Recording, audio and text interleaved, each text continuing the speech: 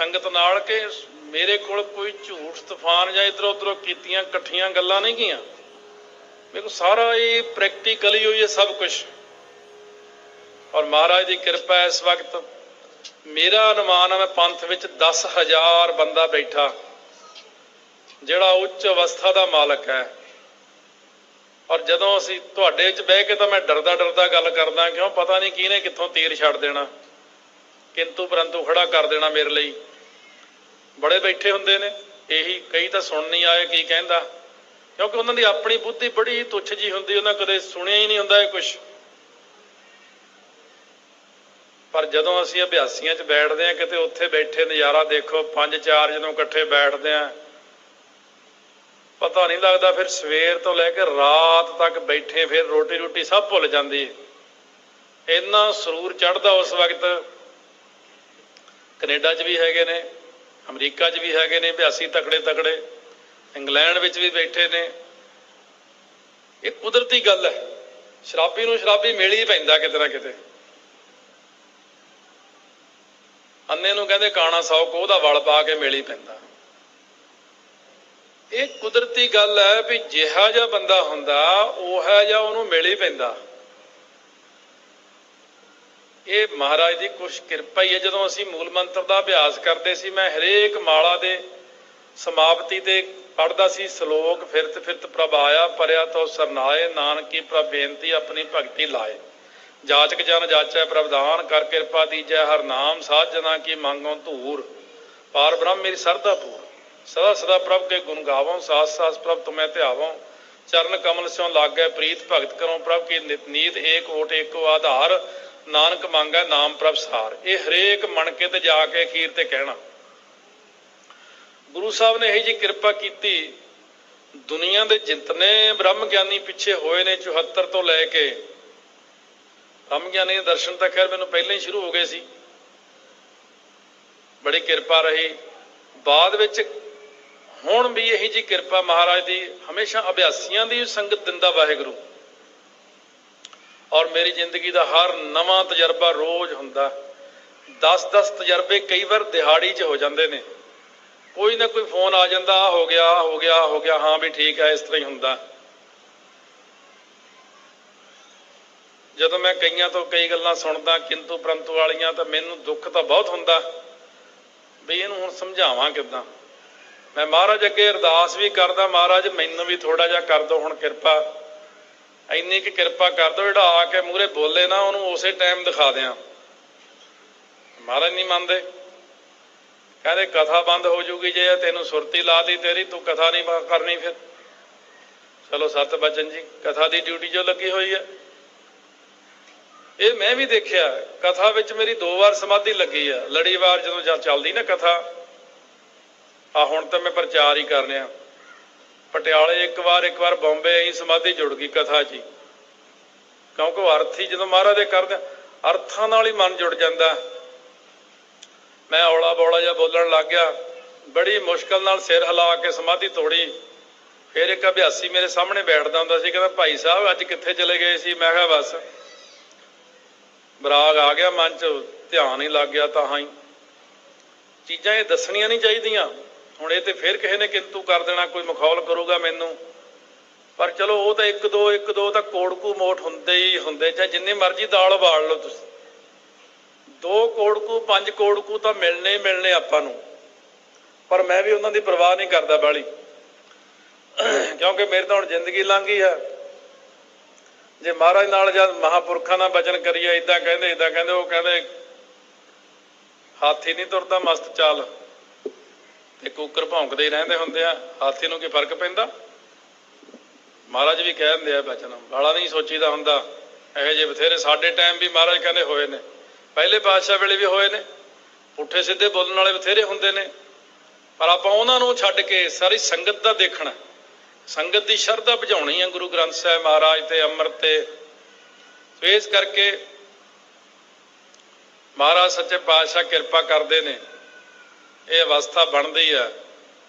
हुण जिहड़े बंदे कहंदे ने अवस्था नहीं बनती मैं उन्होंने भी ये बेनती करा चलो तुसी कौड़ा घुट भर के 2-3 महीने लगातार ਸੁਖਮਨੀ ਸਾਹਿਬ ਦੇ 5 ਪਾਠ ਕਰ ਲਓ, ਜਾਂ ਜਪਜੀ ਸਾਹਿਬ ਦੇ 25 ਕੁ ਪਾਠ ਕਰ ਲਓ, ਜਾਂ ਮੂਲ ਮੰਤਰ ਦੀਆਂ ਵਾਲਾ ਕਰਕੇ ਦੇਖ ਲਓ। ਤੁਸੀਂ ਕਦੇ ਗੁਰੂ ਗ੍ਰੰਥ ਸਾਹਿਬ ਤੋਂ ਮੰਗਿਆ ਹੀ ਨਹੀਂ ਕਿ ਮਹਾਰਾਜ ਮੈਨੂੰ ਪ੍ਰਕਾਸ਼ ਬਖਸ਼ੋ, ਮੈਨੂੰ ਵੀ ਅਵਸਥਾ ਦਿਓ। ਲੋਕ ਕਹਿੰਦੇ ਨੇ ਜੇ ਆਪਾਂ ਮਹਾਰਾਜ ਦੇ ਅੱਗੇ ਬੇਨਤੀ ਕਰਾਂਗੇ, ਮਹਾਰਾਜ ਕਿਰਪਾ ਕਰਨਗੇ। ਛੇਵੇਂ ਪਾਤਸ਼ਾਹ ਵੇਲੇ ਦੀ ਸਾਖੀ ਸਭ ਨੂੰ ਪਤਾ। ਪੰਡਿਤ ਨਿਤਾਨੰਦ ਬਟਾਲੇ ਦੇ ਰਹਿਣ ਵਾਲਾ ਕਥਾ ਕਰਦਾ ਹੁੰਦਾ ਸੀ ਛੇਵੇਂ ਪਾਤਸ਼ਾਹ ਕੋਲੇ, ਸ੍ਰੀ ਹਰਗੋਬਿੰਦਪੁਰ ਸਾਹਿਬ। ਮਹਿਤੇ ਤੋਂ ਅੱਧੇ ਪੌਣੇ ਘੰਟੇ ਦਾ ਰਸਤਾ ਬੱਸ ਰਾਹੀਂ। ਪੰਡਿਤ ਨਿਤਾਨੰਦ ਕਥਾ ਕਰਦਾ, ਗੁਰੂ ਸਾਹਿਬ ਕਿਰਪਾ ਕਰਦੇ ਨੇ, ਉਹ ਪ੍ਰਸ਼ਾਦਾ ਛਕ ਰਿਹਾ ਬੈਠਾ, 3-4 ਸਿੰਘ ਬੈਠੇ ਭਾਂਡੇ ਮਾਂਜ ਰਹੇ, ਸਿੱਧੇ ਸਾਦੇ ਜੇ। ਉਸ ਵਕਤ ਜਦੋਂ ਭਾਂਡੇ ਮਾਂਜ ਰਹੇ ਨੇ, ਇੱਕ ਦੂਜੇ ਨੂੰ ਉਹਨਾਂ ਨੇ ਬਚਨ ਕੀਤਾ ਸਿੰਘਾਂ ਨੇ।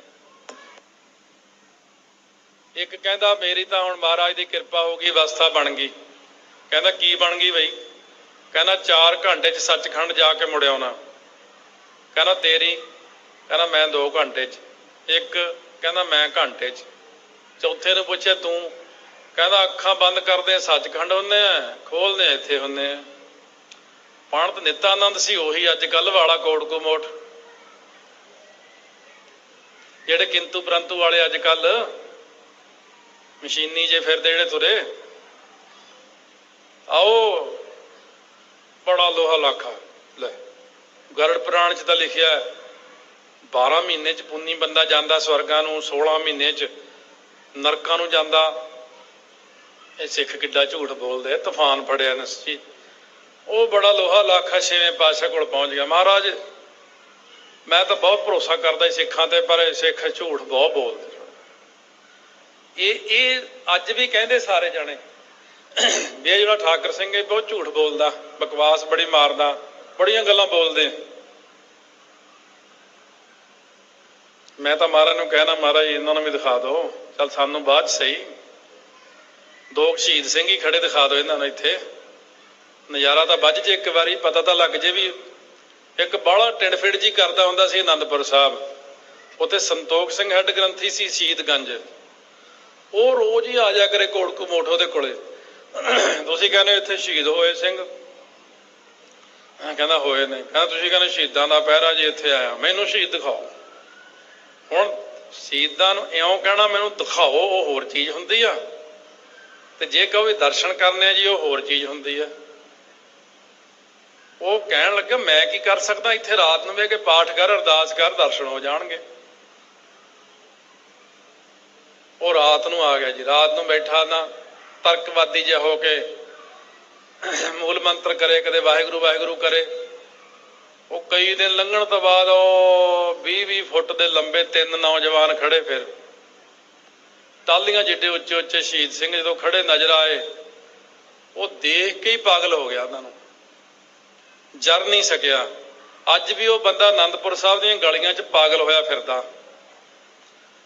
ਇਹ ਲੋਕ ਗੱਲਾਂ ਤਾਂ ਕਰਦੇ ਨੇ, ਹਲੇ ਸਮਾਂ ਨਹੀਂ ਆਇਆ ਹੈ, ਹਲੇ ਹੁਕਮ ਨਹੀਂ ਹੈ ਮਹਾਰਾਜ ਦਾ। ਮੈਂ ਤਾਂ ਰੋਜ਼ ਬੇਨਤੀ ਕਰਦਾ, ਮਹਾਰਾਜ ਜੀ ਕਿਤੇ ਇਹਨਾਂ ਨੂੰ ਵੀ ਦਰਸ਼ਨ ਦੇ ਦਿਓ। ਫੇਰ ਪਤਾ ਲੱਗਦਾ ਵੀ ਮਹਾਰਾਜ ਸੱਚੇ ਪਾਤਸ਼ਾਹ ਦਾ ਪਹਿਰਾ ਕਿੰਨਾ ਕੁ ਹੈ।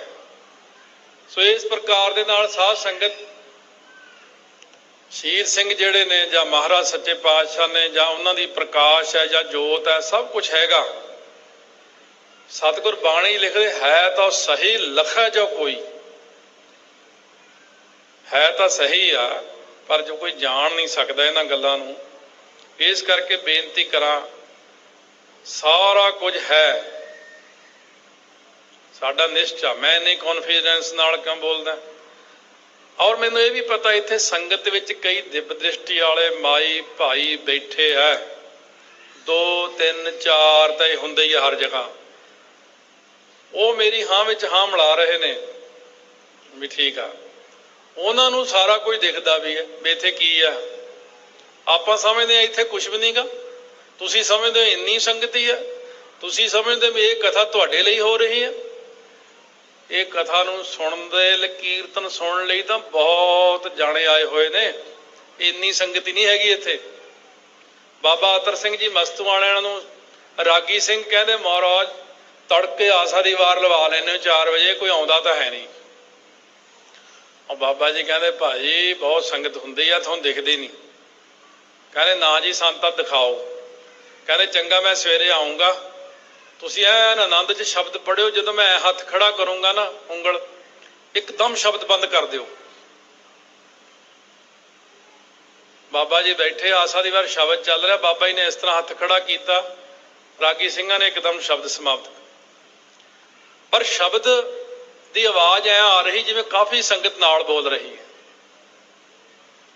ਉਹ ਕਦੇ ਰਾਗੀ ਐ ਦੇਖਣ, ਕਦੇ ਐ ਦੇਖਣ, ਕਦੇ ਥਾਂ ਦੇਖਣ, ਕਦੇ ਠਾਂ ਦੇਖਣ। ਬਾਬਾ ਜੀ ਆਵਾਜ਼ ਕਿੱਥੋਂ ਆਉਂਦੀ ਹੈ? ਕਹਿੰਦੇ ਸ਼ਹੀਦ ਸਿੰਘ ਨਾਲ ਬੋਲ ਰਹੇ ਸ਼ਬਦ। ਕਹਿੰਦੇ ਉਹ ਵੀ ਆਸਾ ਦੀ ਵਾਰ ਸੁਣਨ ਆਉਂਦੇ ਆ। ਤੁਸੀਂ ਕੀ ਸਮਝਦੇ ਹੋ ਵੀ ਤੁਸੀਂ ਇਕੱਲੇ ਬੈਠੇ ਇੱਥੇ? ਇਹ ਗੁਰੂ ਗ੍ਰੰਥ ਸਾਹਿਬ ਮਹਾਰਾਜ 84 ਲੱਖ ਜੂਨ ਦਾ ਮਾਲਕ ਹੈ, 33 ਕਰੋੜ ਦੇਵਤੇ ਦਾ ਮਾਲਕ ਹੈ, 9 ਕਰੋੜ ਦੁਰਗਾ ਦਾ ਮਾਲਕ ਹੈ, ਇਹ ਪੂਰੇ ਬ੍ਰਹਿਮੰਡਾਂ ਦਾ ਮਾਲਕ ਹੈ।